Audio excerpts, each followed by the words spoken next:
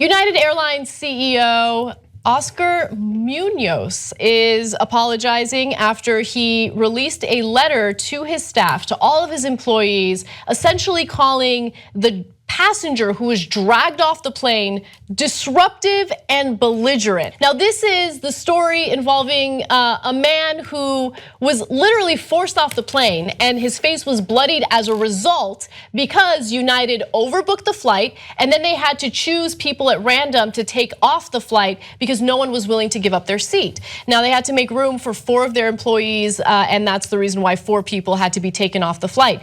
Now, for anyone who might have missed the video, I think it's important to show you what happened so you understand the severity of it and why so many people are enraged about what happened. It's a difficult video to watch. I actually hate watching it because it, I don't know, breaks my heart. But nonetheless, that's your warning. If you want to watch, here it is. Guys, this is not right. Can't the pilots drive to Louisville? Can't they rent a car for the pilots and have them drive? Oh my God! Oh my God! Oh my God! No! Oh my Guys, my God! What are you doing? No, this is wrong! Oh my God! Look at what you're doing to him! Oh my God! Okay, so people were understandably upset after seeing that video.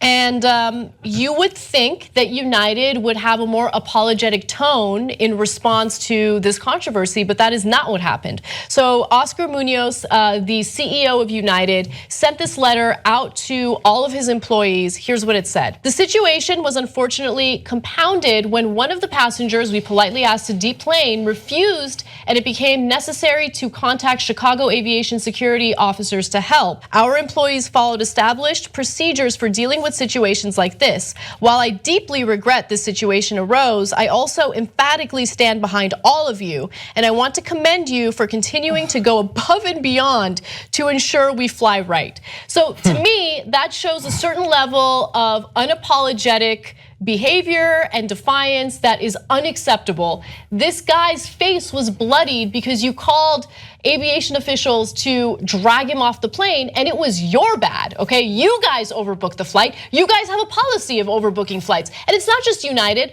all airlines do it because they're like, hey, someone might not show up, but you're still making your money. You still sold that ticket. Why do you have to make even more money? Like double the money on one seat, which drives me insane. Anyway, moving on. Munoz added that when crew members first approached the passenger to tell him to leave, he raised his voice and refused to comply. And each time they asked, he refused and became more and more disruptive and belligerent. Okay, here's the thing. Flying, and I've said this before, but I want to repeat and really emphasize this. Flying and paying for a ticket, which costs hundreds of dollars in some cases, in other cases, thousands of dollars, okay? It's like the one thing where you can pay for a service and you're not guaranteed that service, right? Unacceptable. And the way that the CEO responded, even more unacceptable, okay? So he got a lot of heat for this, but I want you guys to chime in before I give you his follow-up to this letter. It's just not, it's so inhumane. And you know what I really don't understand though? Like I kind of get why Oscar Munoz did this, okay? I explained this earlier today when the reason why he put out a statement like that and the reason why United originally tweeted out to the public, we're really sorry for overbooking the flight. And what they're doing there is trying to shift the responsibility away from them and trying to blame the Chicago police. Sorry, not sorry.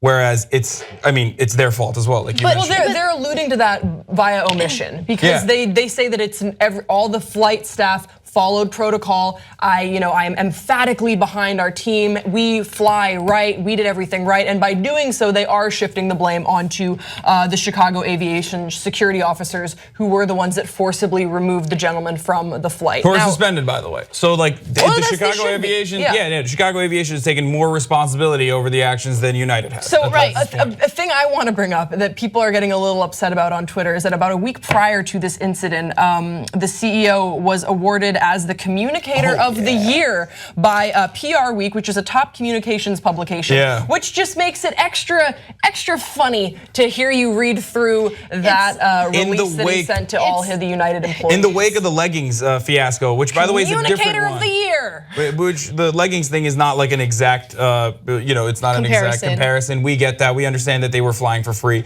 This person was paying, which is 100 times worse. But that was when he got that. That was when he got that award. When that was happening. It reminds me of Obama receiving the Nobel Peace Prize as he's doing drone strikes and signature strikes and killing innocent civilians, which were then referred to as collateral damage. Like, I know that that's an extreme example, but it's just ironic that this CEO. The irony is not lost. Exactly. Now, understandably so, people did not like the fact that the passenger was called belligerent by the CEO. Yeah, but did he show them his award though? Maybe that he's a great communicator. He was the, just tell them that.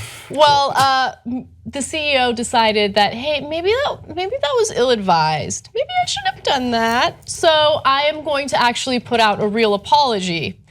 Let me read that to you. This is just a portion of it that I think is the most relevant. He says, the truly horrific event that occurred on this flight has elicited many responses from all of us: outrage, anger, disappointment. I share all those sentiments. No, you don't. And above all, my deepest apologies for what happened. Like you, I continue to be disturbed by what happened on this flight, and I deeply apologize to the customer forcibly removed and to all the customers aboard. No one should ever be mistreated this way. And then he also says, I want you to know that we take full responsibility and we will work to make it right. He ends by indicating that they plan on reviewing some of their procedures and possibly improving them moving forward. But here's procedure number one, okay, that you can immediately take action on and improve. Stop overbooking the flights, okay? I don't care if people don't show up. People have paid for it, so if they don't show up, that's on them. You've already made your money, okay? United is really struggling to make a profit right now. And I think part of the reason why they're struggling is because they suck. And maybe you'll suck a little less if you stop overbooking flights. Look, I personally experienced this